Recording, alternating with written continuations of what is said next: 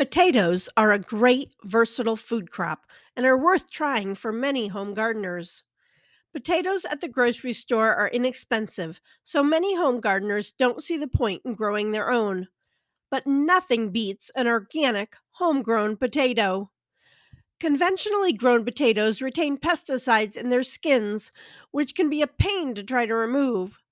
So I like to grow my own and enjoy eating nutritious potato skins without worrying about eating pesticides. Potatoes are fairly low maintenance plants that are easy to grow if you can avoid disease and potato bugs. They are a good choice for busy gardeners or gardeners without a lot of experience. In addition, potatoes are great for urban gardeners because they do well in small spaces. Your grocery store may be limited to a few types of potatoes, but the world is full of fun potato varieties. Some of my favorites that I have grown successfully in Zone 6 are Yukon Gold, Corolla, Red Pontiac, Magic Molly, and Purple Majesty. I have an article from my website linked below if you want to read some more about my favorite varieties. Hi, I'm Amy from Fox Run.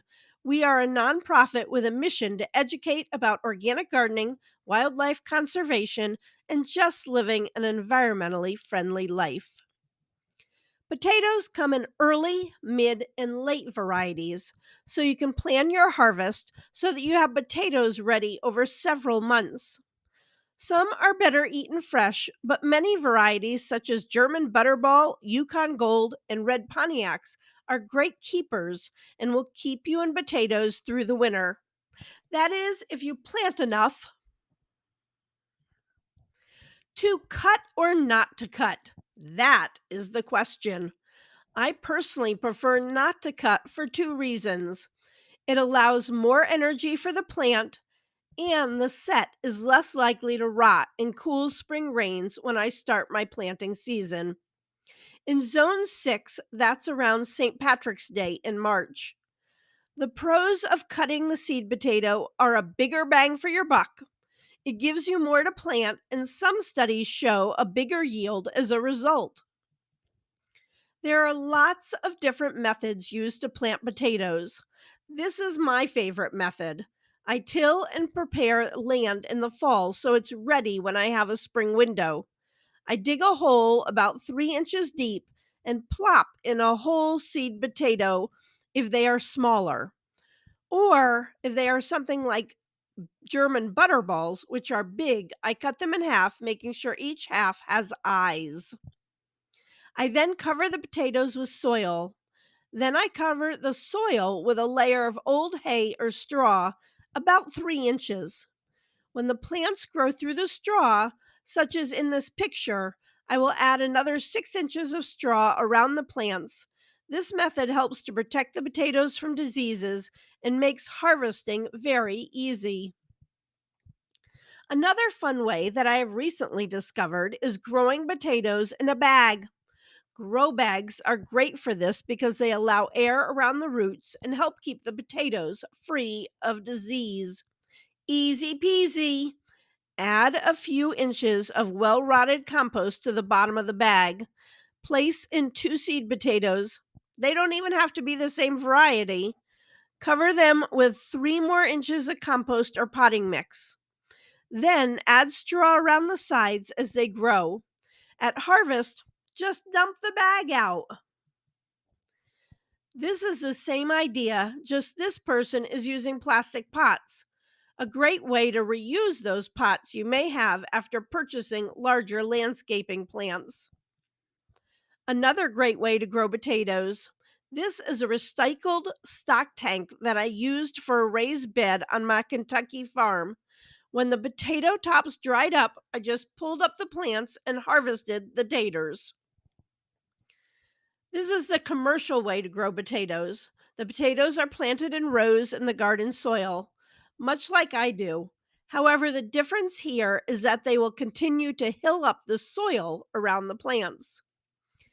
In larger operations, it's popular to use a tool such as this, or even one attached to a tractor. Most people just do this by hand. I spent a lot of time hoeing and hilling potatoes as a child, so that's probably why I prefer the straw method. You can harvest new potatoes, small, thin skinned potatoes that are considered a delicacy when the potato plants begin to flower. Potatoes benefit from soil rich in nutrients and a fertilizer program. I use fish emulsion as a foliar spray about once every 3 weeks. Apply this in the morning after the dew has burned away. Harvest full size potatoes after the vines turn brown and die. You can harvest them by digging gently in the soil. If you have used my method, many of the potatoes will be growing right in the straw.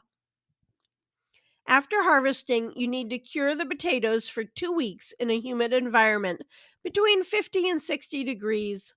After that, they will last several months, stored in a cool, dark place or in a paper bag or container that allows airflow. Okay, now let's talk about this little bugger, the potato bug, or beetle to be more precise.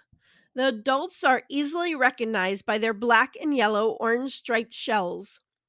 This pest insect can ruin your entire crop if it goes unchecked. This video shows the larvae stage, which is extremely destructive. Some ways to prevent and deal with potato beetles infection are crop rotation, tilling the garden in the fall and letting chickens scratch for overwintering larvae. Mulching with straw helps discourage them, and you can use row crop covers when the plants are young. I recommend using organic spinosad to control them if populations are out of control. I'll link to it in the description. In the adult stage, you can also hand pick them. My personal experience is that chickens and ducks love the larvae, but not the adult beetle stage. You can save seed potatoes to keep over winter and plant in the spring. One benefit of saving the tubers is that there is no risk of cross pollination impacting the next generation of plants. So you can grow multiple types of potatoes in a small space and save seed potatoes from them. Thanks for watching this video. I hope it provided useful information. Please boop that like button and subscribe for more informational videos. And as always, I wish you a fabulous day.